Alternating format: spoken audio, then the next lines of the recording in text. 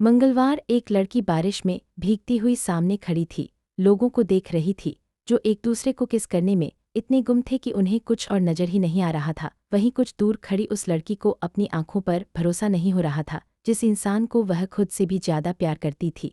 उसका प्यार, उसका मंगेतर कुणाल आहूजा, आज उसकी ही बहन को पैशनेटली किस कर रहा था। क्यों, आखिर क्यों दिया तुम दोनों ने मुझे धोखा? तुम दोनों तो मेरे अपने थे ना, आखिर क्यों? मेरे सवालों का जवाब दो। तब सामने खड़ी लड़की कहती है, अनाया दी, हमें माफ कर दो, पर मैं और कुणाल एक दूसरे से बहुत प्यार करते हैं, हम आपको बताने ही वाले थे। तब सामने खड़ी लड़की अनाया मेहता कहती है, बताने आए ही रहे थे। यह कोई खुशी की खबर थी जो तुम दोनों मुहूर्त का इंतजार कर रहे थे।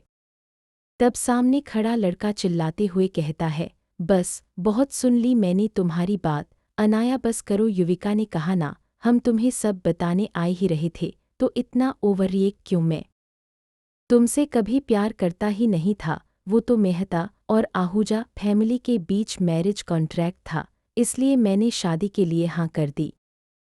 तब अनाया ने पूछा, तो अब कॉन्ट्रैक्ट कैंसिल हो गया है जो तुम मुझे छोड़ रहे हो? तब सामने खड़ा कुणाल कहता है, यह मैरिज कॉन्ट्रैक्ट मेहता फैमिली की असली बेटी के साथ हुआ था, ना कि एडॉप्टेड। तुम एडॉप्टेड हो अनाया? यह सुनकर अनाया मानो जमसी गई हो। एडॉप्टेड? मैं एडॉप्टेड हूँ? कुछ समय बाद मेहता निवास में एक बड़े से मेशन, जो कि मेहता निवास था, वहाँ सोफे पर एक आदमी जिसकी उम्र 50 साल होगी, वह बैठा था। उसका नाम आनंद मेहता था। वहाँ उनके बगल में एक 45 साल की औरत बैठी थी, मीना मेहता। वो दोनों सामने खड़ी अनाया को अजीब नज़र से घूर रहे थे। वहीं उनके बगल वाले सोफे पर कुणाल और युविका बैठे हुए थे। तभी उषा को ठोकर सा हुआ। अनाया कहती है, क्या मुझे मेरे सवालों का जवाब मिलेगा? आखिर हो क्या रहा है? सामने बैठी मीना मेहता उषा को घूर रही थी और कहती है, आखिर चाहती क्या हो तुम? ईशा परिवार की सिर्फ एक एडॉप्टेड बेटी हो, वो तो बस तुम्हारी दादी कहीं रोड पर से उठाकर ले आई थी और तुम ईशा अमीर परिवार की बेटी बन गई। तुम्हारी शादी भी कुणाल के साथ फिक्स कर दी, पर अब जब कुणाल खुद ही तुम्हारे साथ नहीं रहना चाहता तो हम क्या करें? इसलिए बेहतर होगा अब उषा। सामने खड़ी अनाया उन्हें हैरानी से देखती हुई कहती है, हाँ भूल जाऊं, मुझे धोखा मिला और मैं बस भूल जाऊं। क्या आपका दिमाग खराब हो चुका है? क्या आपका एक धोखा छोटी बात लगती है? अचानक से एक दिन मुझे पता चलता है कि मेरा मंगेतर, जिसे मैं खुद से भी ज्यादा प्यार करती थी, वो किसी और का हो गया। और उसी दिन मुझे पता चलता है कि मेरा परिवार, जिसे मैंने अपना मीना मेहता कहती है, अरे लड़की, ज्यादा जवान मत लड़ा, और तूने हमें दिया ही क्या? वो तो हम तुझे अनाथ होने के बावजूद पाल रहे थे, वरना तेरी कोई औकात है भी? फ्री में लग्जरियस लाइफ मिल गई, इसलिए इतना उछल रही है। पता नहीं किसका गंदा खून हमारे पाले पड़ा गया। तभी अनाया चिल्लाते हुए कहती है, बस बस कीजिए, आप बोलती जाएंगी और मैं बस सुनती जाऊंगी। आपको क्या लगता है? बस बहुत हो गया, मैंने बहुत सुन लिया, अब मैं यहाँ से जा रही हूँ और अब आप जैसे लोगों के सामने कभी नहीं आऊंगी। पर मेरी एक बात मत भूलना, अगली बार मैं वापस आई तो आप सभी की बर्बादी मेरे हाथों ही होगी, भूलना मत। ये कहकर वह मुड़ी और जाने लगी। तभी वह रुकती है और साइड पर बैठ जाती है। युविका और कुणाल को देखकर कहती है, धोखे का बदला जरूर लूंगी, और सीधा गेट से निकल जाती है। मीना मेहता चिल्लाते हुए कहती है, इस लड़की का सामान फेंको बाहर, मुझे इसका एक भी सामान यहाँ नहीं चाहिए। जैसे ही अनाया द्वार से बाहर निकली, उसकी आंखों से एक आंसू उसके गालों पर आ गया, मानो वह एक पल में टूट गई हो। अनाया से सब कुछ छिन गया था। तभी उसका एक कॉल आता है। अनाया बिना देखे उस कॉल को अटेंड कर लेती है। तब दूसरी तरफ से एक आवाज़ आती है, क्या अब भी तुम वापस नहीं आना चाहोगी? आखिरी बार पूछ रहा हूँ मैं। यह आवाज़ 60-70 साल के शख्स की लग रही थी। तब अनाया एक लाइन में जवाब देती है, सनाया कपूर इस बैक। दूसरी तरफ वाला इंसान, उनके हाथों से फ़ोन गिरते गिरते बचा। उसने दोबारा अनाया से पूछा, क्या कह रही हो? दोबारा कहो, दोबारा कहो। तब उसी समय दूसरी तरफ से कॉल इन होने की आवाज़ आई। वह मानो खुशी के मारे पागल हो गया हो। उसने एक कॉल करते हुए कहा, जाओ जल्दी, वो मान गई है, कहीं वो लड़की अपना। वहीं जैसे ही अनाया मेहता मिशन के बाहर आई, उसके सामने एक लिमिटेड एडिशन BMW आके खड़ी हो गई। उसमें से एक काले कपड़ों वाला बॉडीगार्ड भागते हुए निकला और जल्दी से अनाया के सामने सिर झुकाकर कहता है, कृपया अंदर आइए मैडम। अनाया बिना कुछ कहे भी एमडब्ल्यू में बैठ जाती है। न्यूयॉर्क एक खूबसूरत इमारत जिसमें एक केबिन में कई लोग बैठे हुए थे। उनके चेहरे पर डर साफ दिख रहा था और उनके सामने एक लड़की बिजनेस सूट पहनी हुई थी जो उन लोगों को गुस्से से भरी आंखों से देख रही थी। उसने चिल्लाते हुए कहा, यह प्रेजेंटेशन बनाई है तुम लोगों ने? आखिर तुम लोगों की हिम्मत कैसी हुई ऐसे बकवास को मेरे सामने लाने की? अगले 1 घंटे के अंदर सच्ची तो तुम आ रही हो, मुझे विश्वास नहीं हो रहा। ठीक है, तुम अपना प्लान मत बदलना, पक्का आने? ठीक है, बाय। और हाँ, आई मिस याल। उषा लड़की ने यह मैसेज देखा और सर को नामे हिला दिया और फिर बाहर देखने लगी। उसी शाम दिल्ली के एक मशहूर होटल में एक लग्जरियस पार्टी चल रही थी जहां पर पूरे देश के अमीर व्यापारी, अभिनेत्री, राजनेता आए थे क्योंकि आज यहां पर दिल्ली के जाने माने व्यापारी मंजीत खुराना का इकलौता बेटा ऋषभ खुराना की सफलता पार्टी थी। वह हॉल अमीर लोगों से भरा। इम्पोर्टेंट गेस्ट को तुम्हें ही हैंडल करना है। ऋषभ जवाब देता है, ठीक है पापा, और सामने के एक ग्रुप के पास चला जाता है और सामने खड़े शख्स से कहता है, नमस्ते मिस्टर ओबेरॉय। उसने इतना ही कहा कि उसकी नज़र एंट्रेंस पर पड़ी जहां से एक लड़की आ रही थी। सभी लोगों की नज़र एंट्रेंस पर थी जहां से एक खूबसूरत लड़की आ रही थी जिसने एक ब्राउन ऑफ शोल्डर गाउन पहना। वहीं दूर खड़ा ऋषभ अपने ग्रुप को एक्सक्यूज मी कहकर उस लड़की की तरफ बढ़ने लगता है और उसके पास जाकर उसकी कुर्सी से हाथ पकड़कर उसे उठा देता है। ऐसा करते ही सबकी नज़र फिर से वहीं आ जाती है। वह लड़की भी उसे घूर रही होती है। तभी ऋषभ खुशी से उसे हग कर लेता है और कहता है, I miss you Sanaya, I miss you so much Sanaya. उसे दूर करते हुए कह। दूर से जो लोग यह देख रहे थे उन्होंने इन सब का मतलब गलत निकाल लिया और एक दूसरे के साथ सनाया के बारे में गलत बातें करने लगे। वहीं दूसरी तरफ जैसे ही सनाया बैक एग्जिट के पास जाती है तभी उसे अपने पीछे से किसी की आवाज़ आती है, आन्या। सनाया जैसे ही यह नाम सुनते ही वह हल्का सा पीछे मुड़कर देखती है। उसे अपने पीछे 2 लोग दिखाई देते हैं। एक सनाया उनकी तरफ देखते हुए कहती है, तुम दोनों को मुझसे क्या काम है? तभी युविका कहती है, दी आप पूरे 5 साल बाद वापस आई हो और आप मम्मी पापा और हमसे मिलने भी नहीं आईं और आज आप यहाँ मिस्टर खुराना की पार्टी में कैसे? तभी सनाया उन्हें देखते हुए कहती है, किससे मिलने आऊं? मम्मी और पापा किसके? तुम्हारे। लेकिन मैं तुम्हारे मम्मी पापा से क्यों मिलूं? तभी सनाया अजीब नज़रों से उन्हें देखती हुई कहती है, मैं बदतमीज़? लेकिन मैंने कब बदतमीज़ी की? मुझे भी बताओ। तभी कुणाल कहता है, शट अप, इन 5 सालों में तुम ऐसी हो जाओगी, मुझे उम्मीद नहीं थी। आदमियों के साथ होटल रूम में पता नहीं क्या क्या करती हो और कितनों के साथ। इस बार तो तुमने सीधे ऋषभ खुराना को पकड़ा है, नॉट बैड। और घिन से अनाया की तरफ देखने लगा। तभी अनाया जवाब देती है, ओह माय गॉड, सही कह रहे हो। मुझे अब एहसास हुआ कि मैं कितनी बेवकूफ़ थी कि मैंने तुम जैसे 3 आधी क्लास लड़के से प्यार किया। तुम्हें पता है तुम बिल्कुल परफेक्ट हो मेरी सोकॉल बहन के लिए। भगवान ने 2 जोकरों को एक साथ जो कर दिया है, वरना पता नहीं कितनों की जिंदगी बर्बाद होती। और मुस्कुराने लगी। कुणाल गुस्से से चिल्लाते हुए कहता है, तुम। तभी दरवाजे से एक आवाज़ आती है। सभी एक साथ पीछा मुड़ते हैं। पीछा एक 40-45 साल का आदमी था जिसने ड्राइवर के कपड़े पहने थे। वह व्यक्ति आगे आया और सनाया के सामने अपना सिर झुकाकर कहता है, मिस, सर और मैडम आपका इंतजार कर रहे हैं।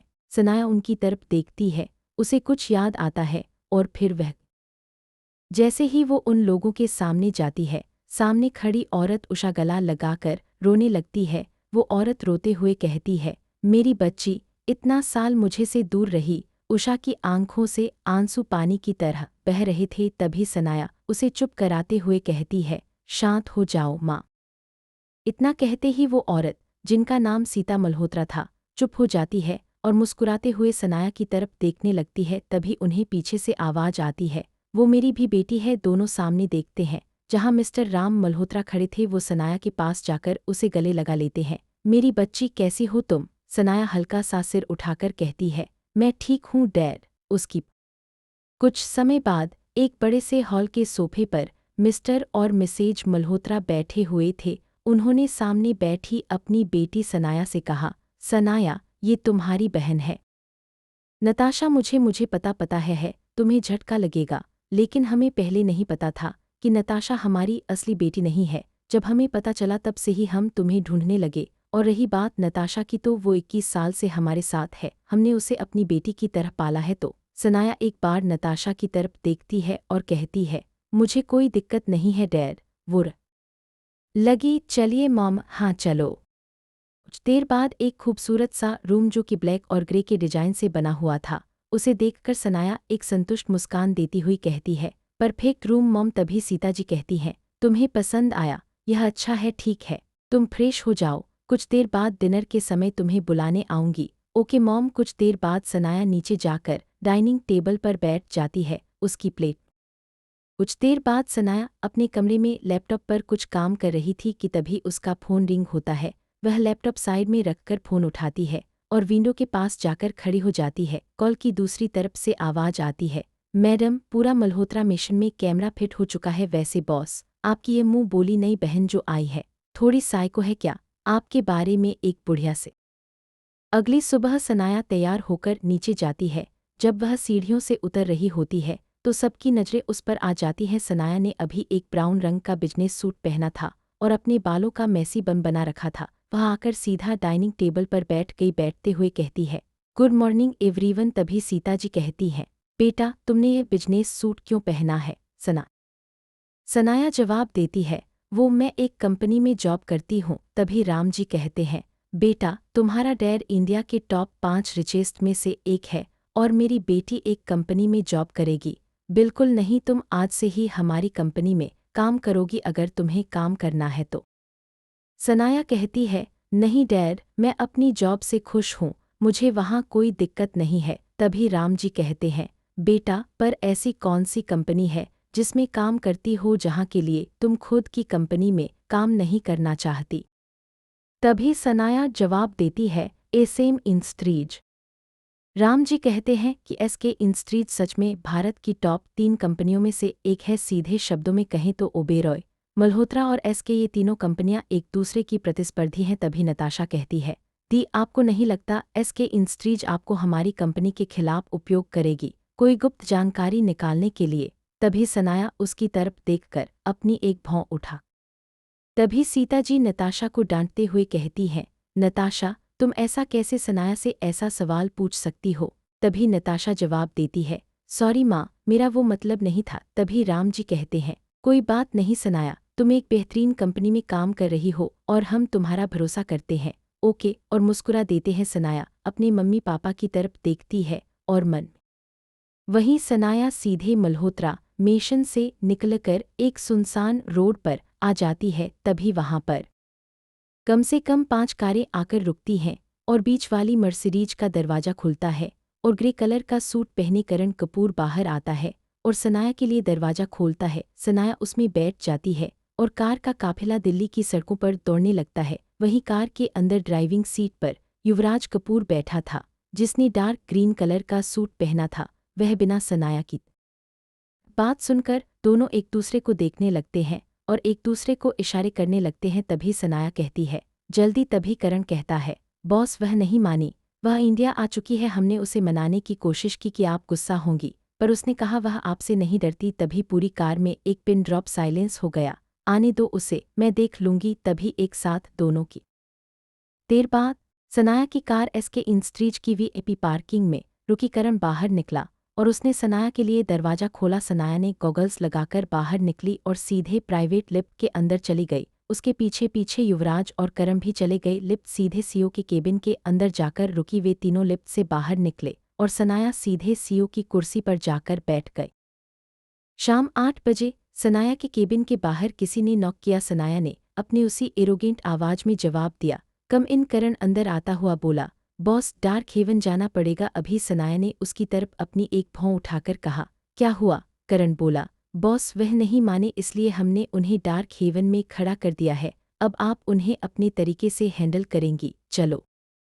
मैं बाद एक काले अंधेरे कमरे के अंदर एक बड़ी सी कुर्सी थी, जैसे क्वीन की पूर्णविराम। उस पर बैठी हुई सनाया ने ऊपर से नीचे तक काले कपड़े पहने हुए थे। उसके चेहरे पर ब्लैक गॉगल्स थे और वही एरोगेंट एक्सप्रेशन था। सामने 3 लोग थे जिनके चेहरों पर डर साफ साफ दिख रहा था। उन लोगों ने कहा, डार्क क्वीन, हमें माफ कर दो, हम बस उनके बातों में उन्हें देखते हुए कहती है, आई हेट एक्सप्लेनेशंस। उसके बाद पीछे खड़े युवराज से कहती है, पार्सल कर दो इन्हें उनकी जगह पर। तभी सनाया का फोन रिंग करता है।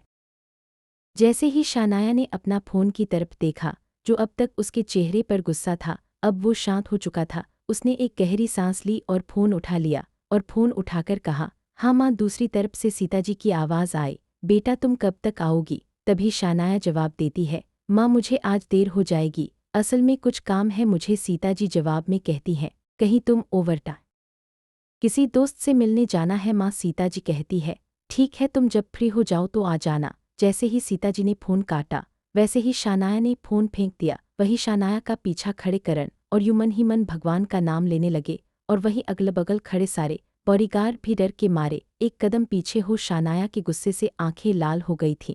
भले ही उसने मेहता युवराज उसकी तरफ देखते हुए कहता है, पर अनाया मेहता को तो उन साल इसी क्लब में एक सीक्रेट पार्टी ऑर्गेनाइज हुई है, जहां देश के अमीर और पावरफुल बैकग्राउंड वाले लोगों का ही आना अलाउड था, और कुछ बड़े पॉलिटिशियंस का भी। इस पार्टी में कौन कौन आने वाला था किसी को कुछ नहीं पता।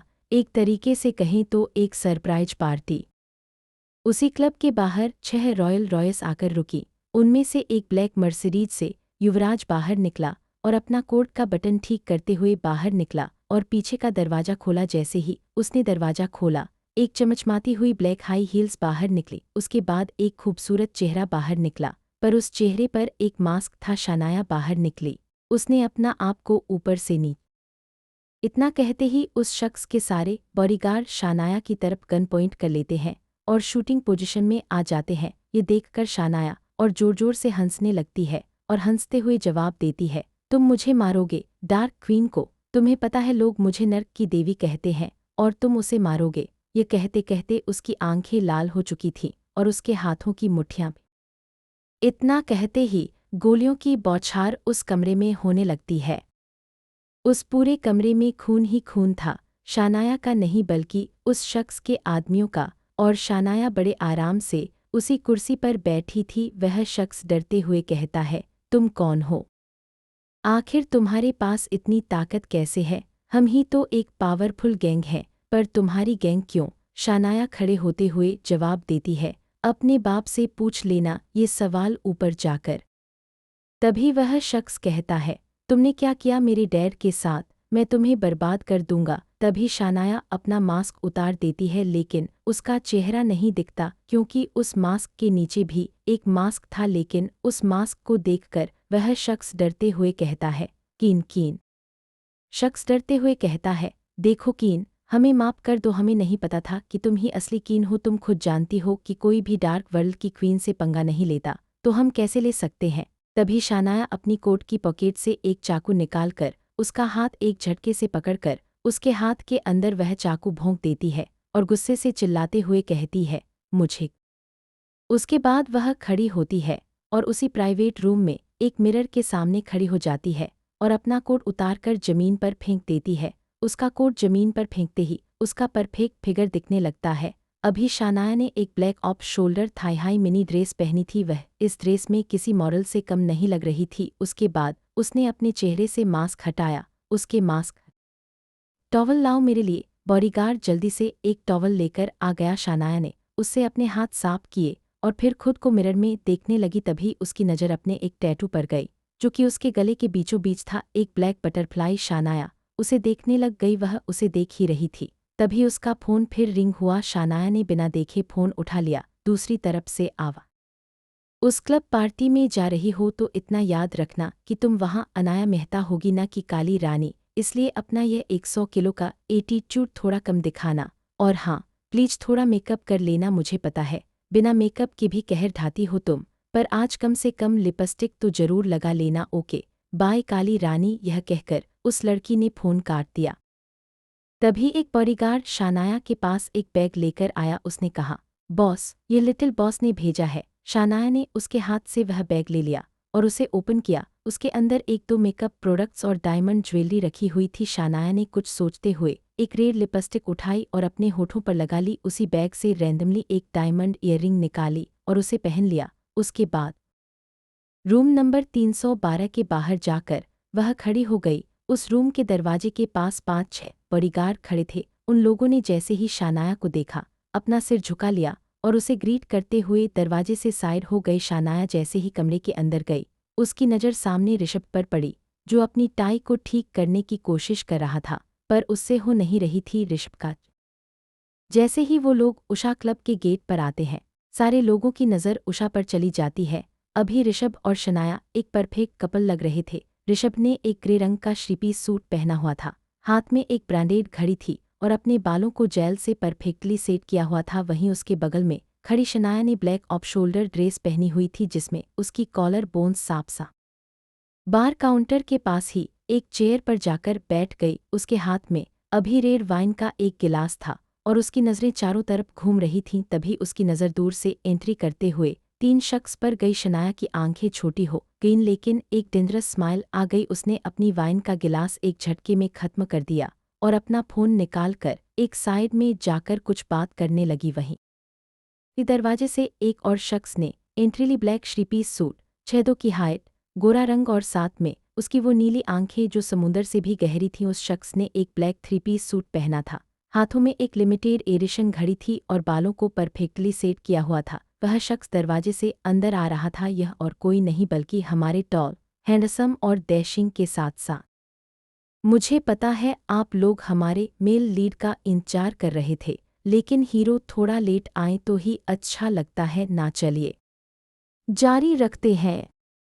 शख्स और कोई नहीं बल्कि ओबेरॉय फैमिली का बड़ा बेटा और ओबेरॉय एम्पायर का चेयरमैन सिद्धार्थ ओबेरॉय है। इन्होंने 20 साल की उम्र में ही पूरा ओबेरॉय एम्पायर टेकओवर कर लिया था। आज के समय में ओबेरॉय एम्पायर देश की नहीं बल्कि दुनिया की 5 सबसे अमीर फैमिलीज में आता है। इस सब का क्रेडिट सिर्फ सिद्धार्थ ओबेरॉय को जाता है, लेकिन लोगों का कहना यह भी था कि सिद्धार्थ, दूसरे शब्दों में कहें तो सिद्धार्थ ओबेरॉय एक असली तानाशाह है। लेकिन टॉप पर बने रहने के लिए 3 कंपनियों में हमेशा विवाद खड़े होते थे, ओबेरॉय एम्पायर, मल्होत्रा इंडस्ट्रीज और एसके इंडस्ट्रीज पर। पिछले 5 सालों से एसके इंडस्ट्रीज टॉप की पोजीशन पर खड़ी है। ओबेरॉय की प्रभावशाली व्यक्तित्व उसे उषा से अलग बनाती है। सिद्धार्थ ओबेरॉय जैसा हैंडसम, अमीर और सेक्सी आदमी हो तो लड़कियों की नज़रें कैसे उससे हट सकती हैं, पर उनमें से किसी की हिम्मत नहीं थी कि वो सिद्धार्थ ओबेरॉय के पास भी जाने की हिम्मत कर सके। जिसने भी सिद्धार्थ के पास जाने की कोशिश की, उसके साथ क्या हुआ वो तो सब लोग जानते ही थे। उधर जैसे ही शनाया ने उनकी तरफ देखा, सामने और कोई नहीं बल्कि युविका, कुणाल और उनके तीनों का बचपन के कुछ दोस्त खड़े थे, जो कि बेशक युविका के चापलूस थे। आज कुणाल भी काफ़ी हैंडसम लग रहा था। कुणाल ने शनाया की तरफ देखते हुए कहा, शनाया तुम यहाँ क्या कर रही हो, वो भी मिस्टर खुराना के साथ। तभी युविका की एक दोस्त ने कहा, यह एक वीवीआईपी पार्टी है, इसमें तुम। तभी युविका ने बात बदलते हुए कहा, दी आप मिस्टर खुराना के साथ क्या कर रही हो? उस दिन भी आप उनके साथ ही थी और आज भी, कहीं आप लोग डेट तो नहीं कर रहे हो? कुणाल ने चिंता के साथ कहा, शनाया देखो, ये अमीर लोगों की अलग जिंदगी होती है, इनकी जिंदगी में प्यार की कोई जगह नहीं होती है।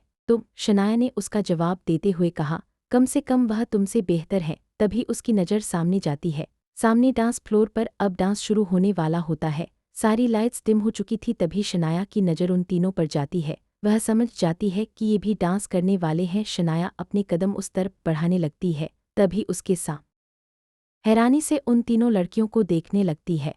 तभी वो लड़की जिससे धक्का लगा था, उससे कहती है, हे तुम्हें दिखता नहीं, तुम जानती भी हो कौन हूँ मैं। उसने इतना कहा ही था कि शनाया को गले लगी। पलटकर उसे देखती है। सिर्फ युविका की दोस्त ही नहीं बल्कि सभी लोग उसे देखने लगते हैं। युविका की दोस्त हकलाते हुए कहती है, अदिति कृति राठौर। सामने खड़ी लड़की को तभी शनाया की नज़र सामने गई। सामने युवराज खड़ा था, वाइन का सिप लेते हुए। उसने एक आंख मार दी। शनाया ने अदिति और कृति की तरफ देखा, दोनों इशारा समझ गईं। उसने शनाया का हाथ पकड़ते हुए कहा, लेट्स डांस। कुणाल कुछ कहने के लिए आगे बढ़ा, तभी नताशा ने उसका हाथ पकड़ लिया। कुणाल अनाया को डांस फ्लोर की तरफ जाते हुए देखता रह गया। शनाया इशारे से शनाया जब जवाब देकर ऊपर देखती है तो उसे अदिति, कृति, ऋषभ और युवराज सभी डांस फ्लोर पर दिखाई देते हैं। उसे अब समझ नहीं आ रहा था कि अब वह पार्टनर कहाँ से लाए। तभी उसकी नज़र एक शख्स पर गई, जो कि उन 3 लोगों में से एक था। अभी लाइट डिम थी। शनाया ने ज़्यादा नहीं सोचा, उसने अपने बगल में खड़े लड़के का कॉलर पकड़ा और उसे डांस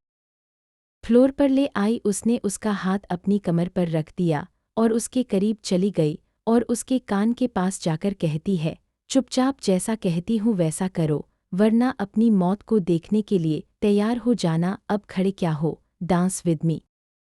उस शख्स ने शनाया की कमर को कसकर अपने करीब किया और डांस करने लगा। शनाया ने अभी तक उसे नोटिस नहीं किया था। शनाया की नज़र उन तीनों में से बस एक शख्स पर ही अटकी थी, जो कि अभी अदिति के साथ डांस कर रहा था। फ्लोर पर अभी एक गाना बज रहा था। अभी फ्लोर पर एक गाना प्ले हो रहा था। यह कहना गलत नहीं होगा अगर हम कहें कि गाना परिस्थिति के हिसाब से प्ले हो रहा था, जैसे कि गजर ने किया है इशारा, घड़ी भर का है खेल सारा, तमाशा ये बन जाएंगे खुद तमाशा, बदल जाएगा ये नजारा, हाँ बदल जाएगा ये नजारा, गजर ने किया है इशारा। उषा डांस फ्लोर पर खड़े सभी लोग एक दूसरे को आंखों से इशारा कर रहे थे, कोई अभी वासना के लिए तो कोई। शनाया की आंखें उषा तीन शख्स पर अटकी हुई थीं, जो कि उसका साथ ही में एक लड़की के साथ डांस कर रहा था, और वहीं युवराज, अदिति, कृति भी किसी न किसी के साथ डांस कर रहे थे। शनाया जिस आदमी के साथ डांस कर रही थी, उस आदमी की नज़रें एकटक शनाया पर अटकी थीं। वहीं उस आदमी को किसी लड़की के साथ ऐसा डांस करते हुए पूरा हॉल शौक सा देख रहा था। सभी की नज़रें सिर्फ हाथ बढ़ाकर शनाया को अपनी बाहों में लिया और डांस करने लगा। शनाया उसके और करीब चली गई और गुस्से से कहती है, प्लान बी पूर्णविराम। युवराज एक नज़र उषा को देखता है और शनाया की खुली कमर पर एक पैटर्न बना देता है। कृति और अदिति, जिनकी नज़रें युवराज और शनाया पर थीं, वो एक मुस्कान देती हैं और लेफ्ट साइड देखकर अपनी आईब्रोज उठा देती हैं। उनका इतना करते ही सभी लोग हैरान थे, क्योंकि डांस फ्लोर पूरी तरह से खाली था। अब वहाँ कोई नहीं था, लेकिन साइड में खड़ा वो शख्स ऊपर के 2 मंजिलों की तरफ एकटक देख रहा था। तभी उसके पास रियांश घबराता हुआ आता है और कहता है, भाई उस लड़की को माफ कर देना, उसको शायद नहीं पता होगा कि आप कौन हो भाई, प्लीज। सिद्धार्थ ओबेरॉय एक शब्द में जवाब देता है, उसकी जानकारी लाओ। रियांश कहता है, भाई, पर कि उसी समय सिद्धार्थ की घूरती नज़रें उसे महसूस होती हैं और वो चुप हो जाता है। वहीं उसी पार्टी में युविका कुणाल से कहती है, देखते हो कुणाल, तुमने दी को क्या करते देखा है, पहले मिस्टर खुराना, उसके बाद दी ने तो सीधे अपनी मौत का ही निमंत्रण दे दिया। सब जानते हैं मिस्टर ओबेरॉय कैसे इंसान है, पर दी तो इस पर भी नहीं रुकी। उसके बाद अब वो पता नहीं मिस्टर कपूर के साथ कहाँ गायब हो चुकी है, कहीं दिखाई ही नहीं दे रही।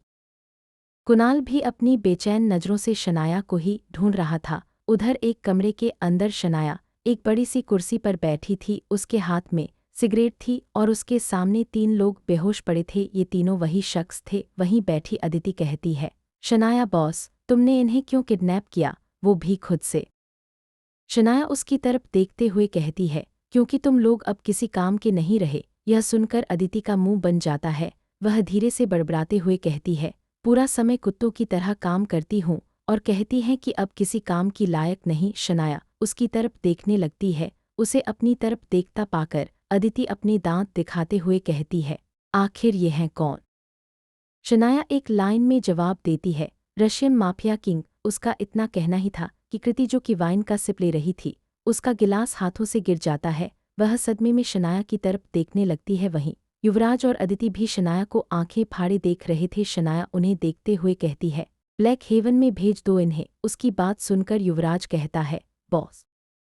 उसके बाद शनाया वहां से उठकर जाने लगती है। तभी उसे एक मैसेज आता है। शनाया मैसेज पढ़कर दोबारा उन्हें देखते हुए कहती है, और ये सब तुम दोनों करोगे? युवराज, तुम मेरे साथ चलो। युवराज अपना सिर हाँ में हिला देता है और शनाया का पीछा करने लगता है। फिर एक नज़र वह अदिति और कृति को देखता है और हंस देता है। वे दोनों गुस्से से उसकी तरफ बढ़ने लगती हैं कि वह जल्दी से शनाया का पीछा भाग जाता है। अदिति और कृति एक दूसरे की तरफ देखती हैं और नकली आंसू बहाते हुए एक दूसरे को गले लगाकर शनाया को गालियां देने लगती हैं। तभी उन्हें उनमें से एक आदमी का हाथ हिलता हुआ दिखता है, तो अदिति गुस्से से उस आदमी की तरफ जाते हुए कहती है, तेरी तो। और वहीं टेबल पर पड़े एक बॉक्स से इंजेक्शन निकाल कर उसे इंजेक्ट।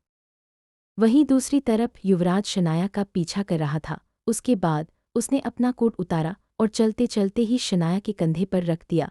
वे लोग एंट्रेंस पर आ चुके थे। युवराज ने एक जेंटलमैन की तरह पैसेंजर सीट ओपन कर दी। शनाया कार के अंदर बैठ गई। युवराज ने दरवाजा बंद किया और ड्राइविंग सीट पर बैठ गया और कार किसी धुएं की तरह वहां से गायब हो गई। वहीं ये सब दूसरी एंट्रेंस पर कुछ लोग देख रहे थे। ऐसा ही एग्जिट गेट 2 पर भी युविका, कुणाल और उनका दोस्त बाहर निकल रहे थे। तभी युविका की उसी दोस्त, जिसे अदिति ने टक्कर मारी थी, की नज़र शनाया पर पड़ी, जो किसी आदमी के साथ जा रही थी। अंधेरा होने की वजह से युवराज का चेहरा उन लोगों को नहीं दिखा। युविका ने शनाया की तरफ इशारा करते हुए कहा, सच अ गोल्ड दिगर। तभी सभी लोगों ने युविका की उस दोस्त की नज़रों को फॉलो किया और उन्होंने भी शनाया। आखिर कौन था वो शख्स? क्यों शनाया ने इतने खतरनाक माफिया को किडनैप किया?